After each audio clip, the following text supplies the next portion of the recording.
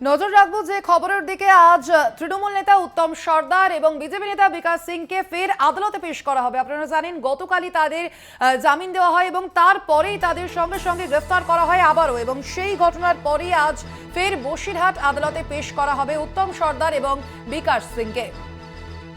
গত সপ্তাহে বুধবার থেকে দফায় দফায় উত্তপ্ত হয়ে উঠেছিল সন্দেশখালীর জেলিয়াখালী, এবং তারপরে সেই ঘটনার পরে শুক্রবার রাত থেকে সেখানে 144 ধারা জারি করা হয় এবং সেই ঘটনার পরে গ্রেফতার করা হয় তৃণমূল নেতা উত্তম সর্দার এবং বিজেপি নেতা বিকাশ সিংকে।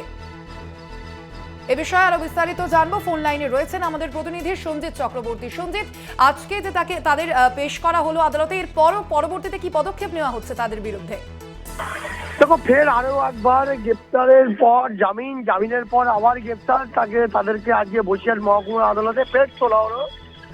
সন্দেশখালীর দুই দাপুটি নেতা, একদিন শাসক দলের উত্তম সর্দার, বিরোধী দলের হচ্ছে বিকাশ সিংহকে আজকে আদালতে পেশ করা হয়েছে। তাই ইতিমধ্যে সে কোর্ট লকআপে রয়েছে, একটু পরে বিচারকের কাছে যাবে এবং তাদের বিরুদ্ধে যে একাধিক অভিযোগ রয়েছে, যে হিংসায় প্ররোচনা দেওয়া, উস্কানি দেওয়া সহ একাধিক অভিযোগ রয়েছে। ইতিমধ্যে পুলিশ কিন্তু একটি সুমোটো মামলা করেছিল। সেই মামলার পরিপ্রেক্ষিতে গতকালকে যখন জামিন পাওয়ার পরে আদালতের বাইরে জামিন পায়, সেই জামিন পাওয়ার পরে যখন যায় তখন তারা ফের গ্রেপ্তার করা হয়।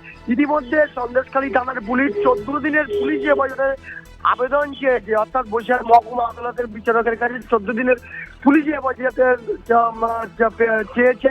এবার কতদিন দেয় সেটাই এখন সময়ের অপেক্ষা।